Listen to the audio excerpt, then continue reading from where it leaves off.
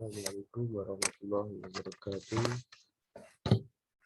Saya Rizky Arif Milar, NIM 2112-2015, mata kuliah lingkungan bisnis. Jadi di sini saya akan menjelaskan dari ebook kurs pertama saya, itu adalah ebook korespondensi bahasa Inggris.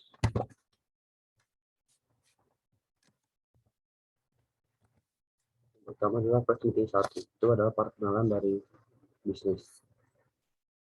Tujuan pembelajaran siswa dapat menggunakan kata bahasa yang benar, mengalami surat bisnis format dan menulis surat menggunakan format surat bisnis. B. Deskripsi of material atau uraian materi. Ada banyak jenis surat bisnis, masing-masing memiliki tujuan mengapa surat itu ditulis dan bagaimana surat itu dapat dengan jelas mencapai tujuan yang dimaksud.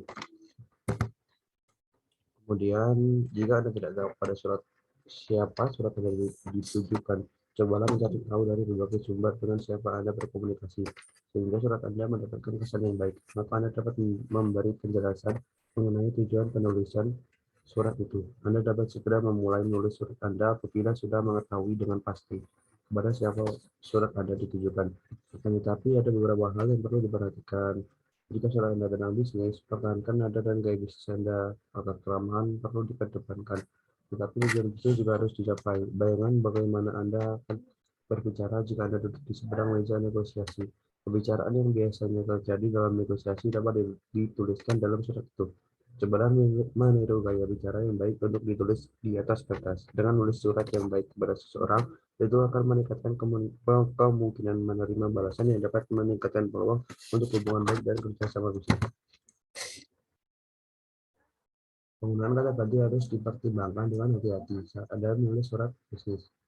Dapat memberi kesan seperti kata-kata yang diucapkan. Jadi ingatlah, di atas kertas, kata-kata membuat Anda membuat catatan yang dapat diartikan oleh pembaca dari berbagai sudut tergantung pada situasi, kondisi, dan lingkungan pada saat itu. 1. Bisnis letter format. Format surat bisnis.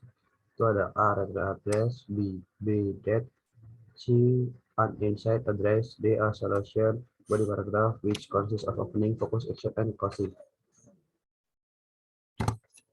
Ada 3 format dasar. Yang pertama, blok format. Saat surat menggunakan blok, data tidak perlu diperlukan pada setiap penggunaan paragraf baru. Yang kedua, perlu diingat bahwa sebagian besar surat bisnis memiliki salam.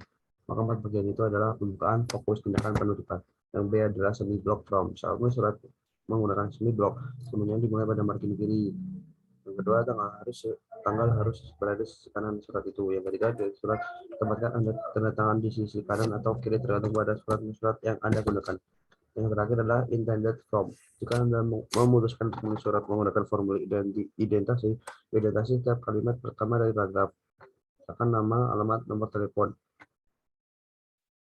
Yang kedua, di akhir surat, letakkan tanda tangan Anda di sisi kanan halaman.